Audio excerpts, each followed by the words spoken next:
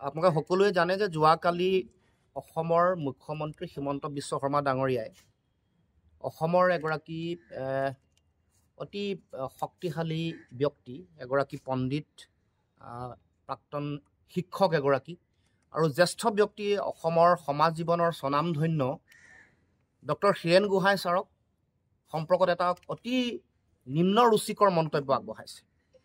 এই মন্তব্যটো মুখ্যমন্ত্ৰীগৰাকীৰ স্থূল মানসিকতাৰ বহিঃপ্ৰকাশ। এই বক্তব্যৰ যোগেদি তেওঁ এটা অতি তৰল নিম্ন ৰুচিৰ আৰু ভাৰতীয় তথা অসমীয়া সংস্কৃতিৰ পৰিপন্থী চিন্তাৰে নিজৰ যিটো বৰ্ণবাদী স্বৰূপ এইটোক অতি শক্তিশালী ৰূপত প্ৰকট কৰিছে। এইটো এটা অতি ঊৰ্ধ্বতালীসূচক মন্তব্য আৰু এনেকুৱা ধৰণৰ কথা বতৰা অসমৰ মুখ্যমন্ত্ৰীৰ মুখত কেতিয়াও শোভা নাপায়। আমি বিগত সময়ছোৱাত অসমৰ মুখ্যমন্ত্ৰী মন্ত্ৰী এনেকুৱা ধৰণৰ কোনো ব্যক্তি বা অসমৰ ৰাজনৈতিক সামাজিক জীৱনৰ কোনো ব্যক্তিৰ মুখত এনেকুৱা ধৰণৰ মন্তব্য আমি আগতে শুনিবলৈ পোৱা নাছিলোঁ। আমি আগতেও দেখিছোঁ যে উদয়াদিত্য ভৰালী ছাৰকো মুখ্যমন্ত্ৰীগৰাকীয়ে অতি নিম্ন ৰুচিকৰ অসমীয়া সংস্কৃতিৰ মানুহৰ মাজত কোনো ধৰণে কেতিয়াও ব্যৱহাৰ নকৰা এনেকুৱা এটা মন্তব্য এবাৰ আগবঢ়াইছে।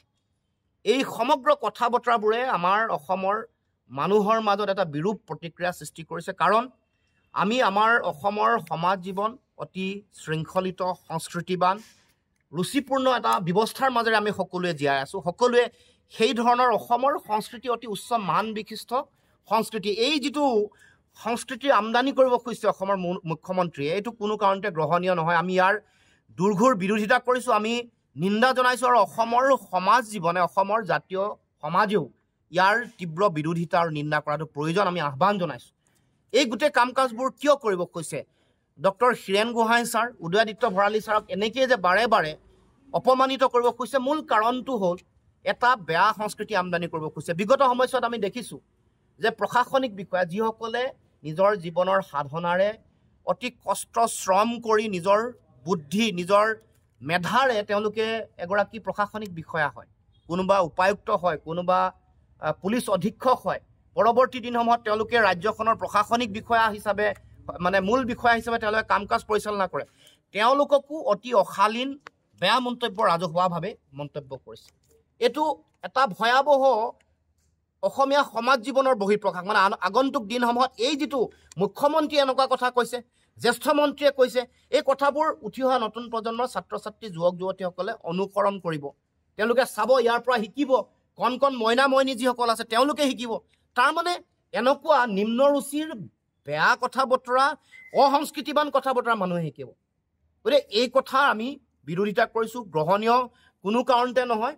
আৰু এই যে তেওঁ বাৰে বাৰে এনেকৈ আক্ৰমণ কৰিছে বিষয়া বা হীৰেণ গোহাঁই ছাৰৰ দৰে পণ্ডিত প্ৰবৰ ব্যক্তিসকলক বা উদয়াদিত্য ভৰালীৰ দৰে নিজৰ শিক্ষক সমাজক এনেকৈ অপমান কৰাৰ মূল কাৰণটোৱেই হ'ল যে যিসকল নিজৰ স্থিতিত দৃঢ় হৈ থাকে, যিসকলে কেতিয়াও আপোচ নকৰে, যিসকল কেতিয়াও বিক্ৰী নহয়, যিসকল সংগ্ৰামী আৰু বিপ্লৱী মানুহ, যিসকলে সমাজ দেশৰ ভালৰ কাৰণে যুক্তিৰে সাংবিধানিকভাৱে যিসকলে কথা কয়, সেইসকলৰ ব্যক্তিত্ব তেওঁলোকৰ চিন্তাক ম্লান কৰিবৰ কাৰণে তেওঁ এই অপচেষ্টা আৰম্ভ কৰিছে। গতিকে আমি অসমৰ সুধী সমাজে, অসমৰ প্ৰতিগৰাকী মানুহে ইয়াৰ বিৰুদ্ধে মাত মতাৰ দৰকাৰ। আৰু এনেকুৱা ধৰণৰ মুখ্যমন্ত্ৰীৰ এনেকুৱা বজৰুৱা যিটো সংস্কৃতি আমদানি কৰিবলৈ তেওঁ উঠি পৰি লাগিছে, ইয়াৰ বিৰুদ্ধে সকলো ঐক্যবদ্ধভাৱে প্ৰতিবাদ সাব্যস্ত কৰে। অসমৰ এগৰাকী স্বনামধন্য পণ্ডিতক এনেকৈ অপমানিত কৰিছে, আপোনালোকৰো নিশ্চয় গাত লাগিছে। গাত লগাটো উচিত, নহ'লে অসমীয়া সংস্কৃতি, ভাৰতীয় সংস্কৃতিক আমি সকলোৱে বেয়া পাব লাগিব বা সংস্কৃতিৰ পৰিপন্থী কাম কাজত আমি জড়িত হ'ব লাগিব। আমাৰ এটা অসমীয়া সমাজ জীৱনৰ সংস্কৃতিৰ এটা নিজৰ ধাৰা এটা আছে, আমাৰ নিজৰ প্ৰমূল্য আছে, মূল্যবোধ আছে, সেইবোৰক সুৰক্ষিত। আজিৰ দিনটোত এইটোৱে সংকট, জাতীয় সংকট বুলি ক'বলৈ এই যে আমাৰ উঠি অহা নতুন প্ৰজন্মই এইবোৰ শিকিব, এইবোৰে গ্ৰহণ কৰিব। এনেকৈ বেয়া কথা কৈ থকা, নিম্ন ৰুচিৰ কথা বতৰা কৈ থকা মানুহৰ পিছে পিছে মামা বুলি যে শিশুসকল দৌৰে, সেই ভাগিনসকলে এনেকুৱা ধৰণৰ শিক্ষকক, জ্যেষ্ঠ ব্যক্তি 80-90 ঊৰ্ধৰ যিসকল জ্যেষ্ঠ ব্যক্তি দূৰতে দেখিলে সকলোৱে তেওঁৰ যিটো পণ্ডিত্ব, তেওঁৰ যিটো শিক্ষা জ্ঞান ভাৰতবৰ্ষ পৃথিৱীৰ বিভিন্ন প্ৰান্তৰ মানুহে স্বীকাৰ কৰে। আচলতে যিকোনো শিশু ডেকা প্ৰজন্মৰ মানুহ তেওঁৰ নাম শুনিলেই শ্ৰদ্ধাত মূৰ দোৱাব লাগে। সেই ব্যক্তিগৰাকী কেনেকৈ আক্ৰমণ কৰিছে আৰু সেই সংস্কৃতিটো আমাৰ ভাগিনসকলক দিব খুজিব, নতুন প্ৰজন্মই ল'ব খুজিব, এইটো গ্ৰহণীয় নহয়। সেইকাৰণে আজি এই সম্পৰ্কৰ এই বিষয়টো আমি সকলোৱে উত্থাপন কৰিছোঁ। যোৱাকালি অসমৰ মুখ্যমন্ত্ৰীগৰাকীয়ে অসমৰ এগৰাকী স্বনামধন্য পণ্ডিত, শিক্ষক আৰু অসমৰ সমাজ জীৱনৰ এগৰাকী বৰেণ্য ব্যক্তি ডক্টৰ হীৰেণ গোহাঁই ছাৰৰ সম্পৰ্কত এটা অতি নিম্ন ৰুচিৰ মন্তব্য আগবঢ়াইছে। এই তেওঁৰ যিটো বক্তব্য, এইটো এটা অতি স্থূল মানসিকতাৰ বহিঃপ্ৰকাশ।